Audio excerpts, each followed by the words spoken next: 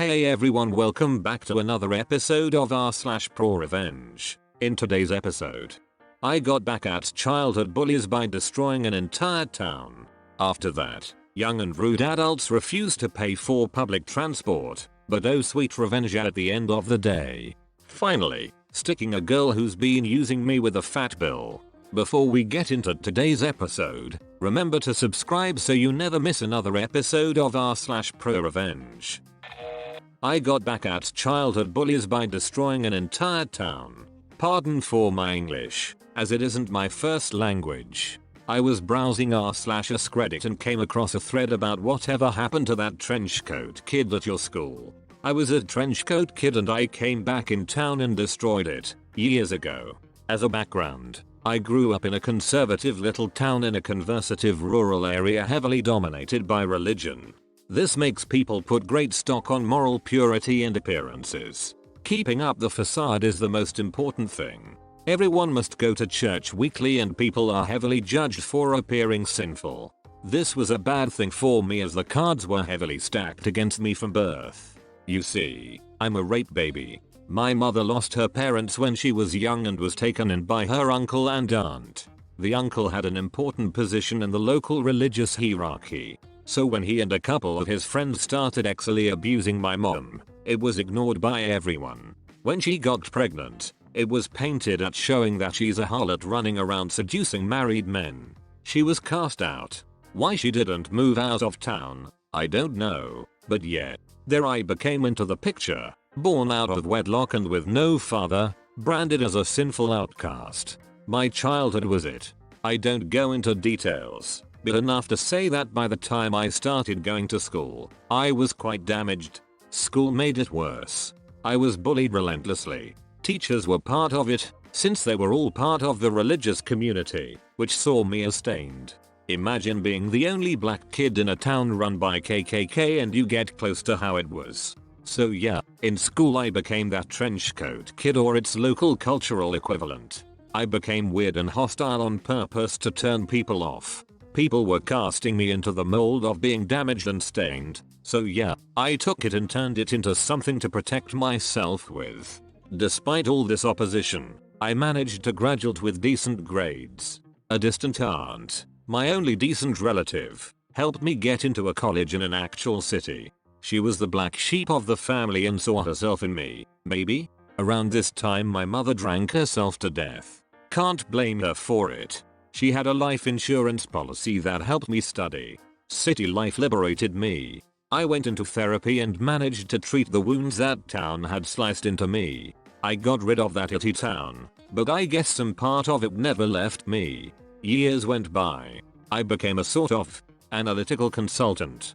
I work for an international company that does sort of out of the box analysis for other companies. I won't go into details to protect my identity, but we assist in solving all kinds of situations.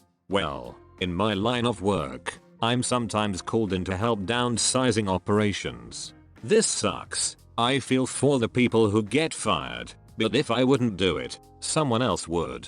A couple of years ago I got an assignment to go into 3 different factories and assess them wholesale, then come with a suggestion on which of them to move abroad. My hometown was among those 3 factories.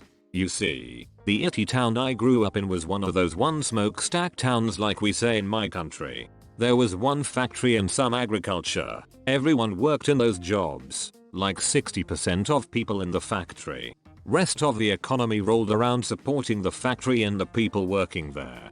Most of the people were looking forward at nothing but a job at the factory after getting out of school. The religious community running the town ran the factory as well. The big shots in the community tended to be bosses in the factory. This meant that the factory wasn't run that well. Promotions were based on holiness, not on merit or skill. The trip back to the hometown was glorious. Most people didn't recognize me at first. The chubby outcast had become outwards just another corporate drone. I inspected all the paperwork, listened all their speeches and lies, audited the processes. In the process I dropped hints and finally they got who I was. The factory people threw a party for me then for the old times' sake. Many of my old school buddies were there. We remembered fake good times together. I threw shadow on every part by pulling up some certain event of bullying I had endured, just see the atmosphere turn awkward. Then I laughed at it like it was always a joke and I had grown out of it.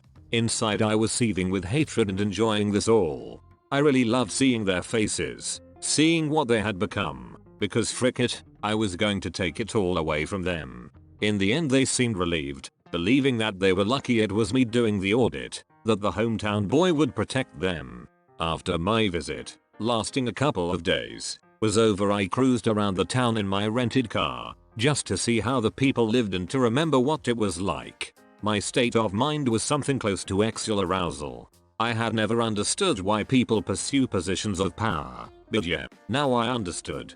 The rest is, as they say, history.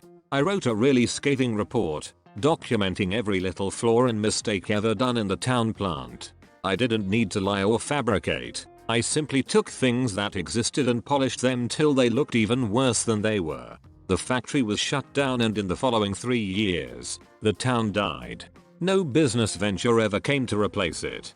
Drug use and alcohol use spiked, as did crime and domestic violence. Lives fell apart, families fell apart. They still haven't recovered, save for a few brighter souls who moved away.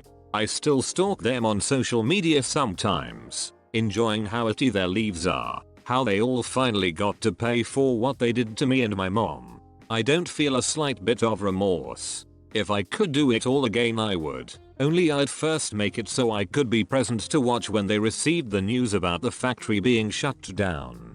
Hell, in my fantasy version of the events, I'd stay in town for a year just to see everyone fall apart. In reality, I will only go there back once. When my uncle finally dies, I'm going to go and piss on his grave. Young and rude adults refuse to pay for public transport, but oh sweet revenge at the end of the day. I work as a train driver. I drive smaller trains mostly out on the countryside and people are generally nice and well behaved. But OFC, there are also the alcoholics, drug addicts and general weirdos that uses public transport, and some people that just leaves to be a pain in the ear. This was a few years ago. We were traveling in the late afternoon and my conductor, let's say C, storms into the driver's cabin, angry and annoyed, and tells me, C, we have 2 rude good for nothing guys on board and they're such a holes. Me, what did they do?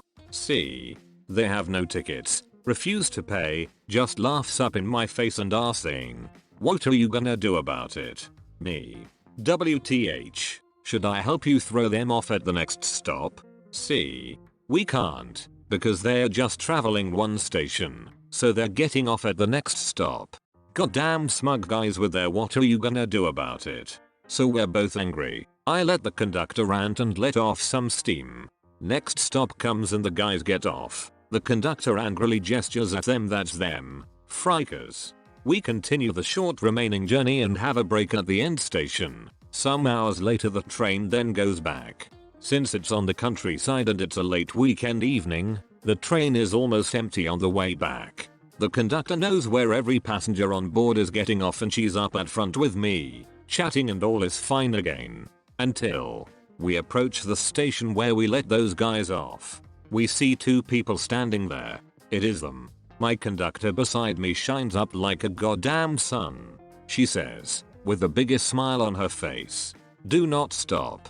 And I'm just laughing, slowing down the train, not stopping though. When we pass them my conductor opens the window, waves and says loud and happily, this is what I'm gonna do about it. The guys are just staring at her with their jaws on the ground when we drive past them. We laugh. All the way to our home station. We were the last train for the day.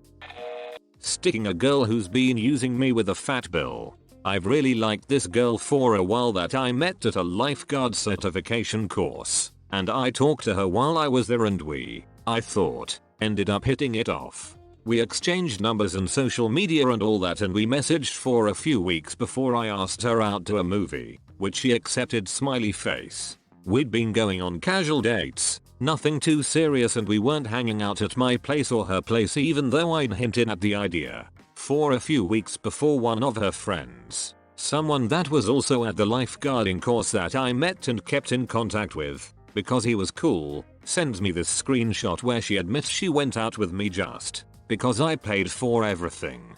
He said he felt bad for me because I was nice and that she does this often to other dudes. After seeing this, I asked her to go on a nice date with me to a hibachi grill restaurant. $20 to $40 dollar plates and premium desserts are served here. I got the most expensive thing they had and so did she. We both got fancy ice cream and multiple refills on drinks. I complimented her a lot and smiled consistently before getting up to go to the bathroom and leaving. I was also her ride.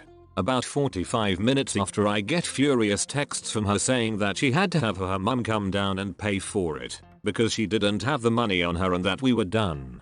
I know it's not a lot and it sucks because I thought she was actually into me, but it felt pretty nice leaving her that way.